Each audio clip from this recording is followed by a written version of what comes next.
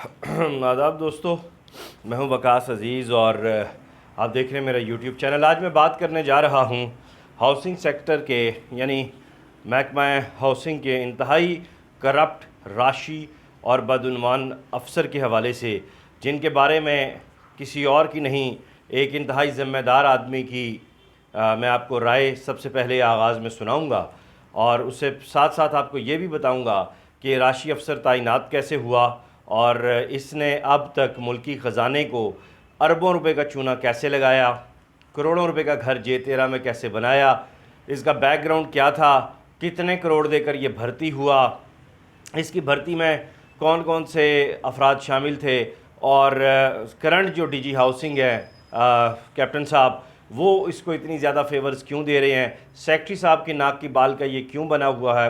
ये जो नाक का बाल है इसके बारे में गुज़िश्ता दिनों सेनेट की जो स्टैंडिंग कमेटी हुई है उसमें मेरे पास ये जो तराशा है उसके मुताबिक सेनेटर सैफुल्लाह अबड़ो ने डीजी हाउसिंग को मुखातिब करके कहा कि अगर आपने मुल्क का भट्टा एक ही बार बिठाना है तो आप शेख ग़ुलाम फ़रीद जैसे करप्ट, बदउनवान और राशि अफसरान को पूरे मुल्क के तमाम महकमों में भर्ती कर लें। एक ही बार बैठ जाएगा मुल्क का भट्टा।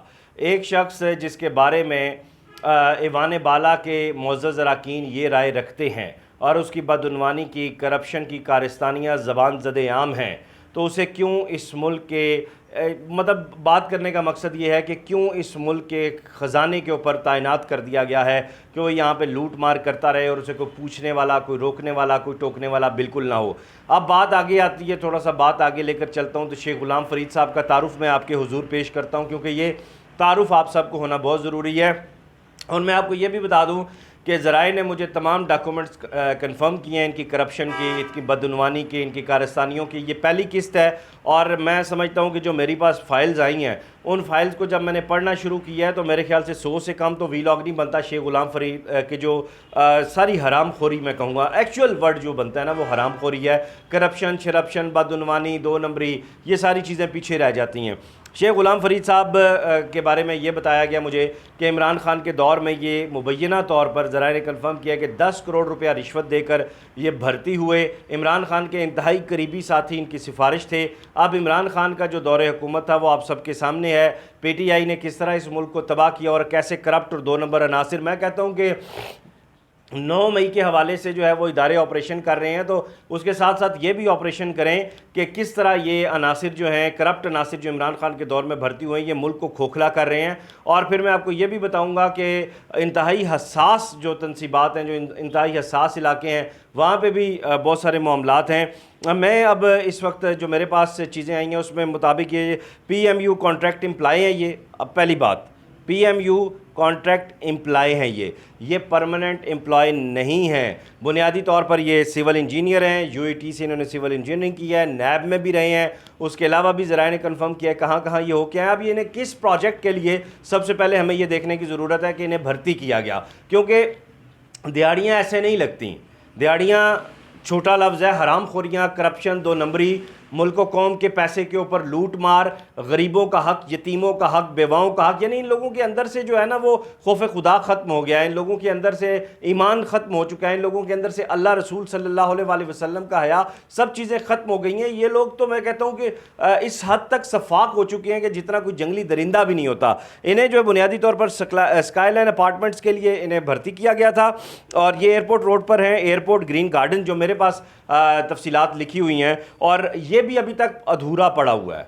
अब बात यह है कि अगर एक कॉन्ट्रैक्चुअल एम्प्लॉय एक प्रोजेक्ट के लिए हायर किया गया है तो या तो वो उसने जो काम किया है वो मुकम्मल हो गया हो, या क्या इसको कहते हैं, उसमें कोई एक्सटेंशन हुई हो, उसमें उसका दौरानिया बढ़ गया हो, तो तब उस शख्स को जो है मज़ीद कॉन्ट्रैक्ट दिया जाता है। इनकी कारकर्दगी ये है कि स्काईलाइन अपार्टमेंट वाला जो काम है वो भी अधूरा है, बंद पड़ा हुआ है। किस बुनियाद पर इन्हें आगे कॉन्ट्रैक्ट दिया गया और फिर कॉन्ट्रैक्ट देकर इन्हें इंतहाई वैल्यूएबल प्रोजेक्ट्स, वो प्रोजेक्ट जो कौमी ख़जाने को अरबों रुपए का फ़ायदा दे सकते थे।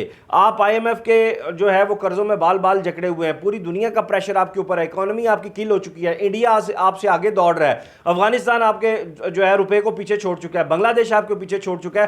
क्यों नहीं शेख गुलाम फरीद जैसे लोगों की गर्दन के गिर्द जो है वो फांसी का फंदा जो है वो तंग किया जाता है, इन्हें क्यों नहीं गिरफ्तार किया जाता है, FI और नैब क्यों नहीं इन्हें अरेस्ट करते और इन्हें फांसी के फंदे पे क्यों नहीं लटकाते, ताकि शेख गुलाम फरीद जैसे जो 2 नंबर लोग हैं, इन जैसे जो करप्ट लोग हैं, ये जो है वो इबरत का निशान बनेंगे। तो उसके बाद फिर जो है मुल्क में बाकी जो करप्ट नासिर हैं वो भी अपने मंतकी अंजाम को पहुंचेंगे। अब देखें, इस शख्स ने अरबों रुपए का जो है वो चूना लगा दिया अभी तक और इसे कोई पूछने वाला नहीं है। मैं आपको आगे चल के इसके प्रोजेक्ट्स बता रहा हूं। ये पार्क रोड का जो इसका प्रोजेक्ट है उसका ये PD है, ठीक है। अब किस बुनियाद पर इसे वहाँ पे PD बनाया गया? पार्क रोड इस्लामाबाद का जरखेज़ तरीन प्रोजेक्ट। अच्छा, फिर इसी तरह जो है G14-1 वहाँ इसको जो है वो PD बना दिया गया। डेवलपमेंट कॉन्ट्रैक्ट अवार्ड हुआ लेकिन वो कैंसिल हो गया, उसकी भी वजूहत अगले व्लॉग्स में चल के मैं आपको बताऊंगा। अब देखें, जब गुज़िश्ता दौर में इतनी बड़ी जो है ये करप्शन इसने की और 10 करोड़ रुपए की ये दे के जो है ये भत्ता कह लें या इसके क्या इसको कहते हैं रिश्वत कह लें या सिफारिश के साथ साथ गिफ्ट देकर जो है ये शख्स आया है। तो अभी तो मैंने सिर्फ 2 प्रोजेक्ट्स की बात की है।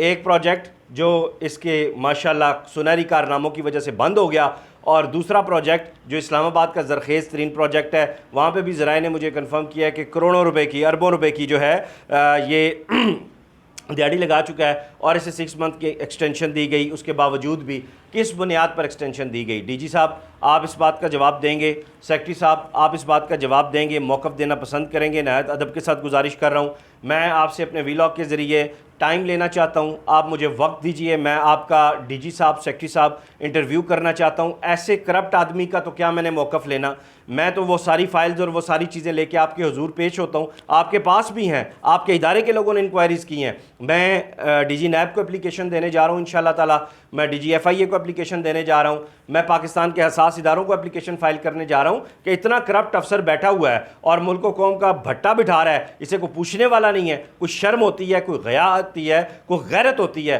कि मतलब शेख गुलाम फरीद जैसे 2 नंबर और करप्ट लोगों को आपने सर पे चढ़ाया हुआ है और इन्हें आप पूछ भी नहीं रहे और वो तबाही पे तबाही निकाले जा रहा है। अपना ख्याल रखिएगा, इस वीडियो लिंक को ज़्यादा से ज़्यादा शेयर कीजिएगा क्योंकि ये एक नासूर के बारे में है। इस मुल्क को, इस मुल्क के ही ऐसे नासूरों ने तबाह किया है। आइए मिलकर अहद करें कि ऐसे करप्ट नासिर को, ऐसे नासूरों को जो है वो जड़ से उखाड़ फेंकेंगे। अपना ख्याल रखिएगा। खुदा हाफिज़।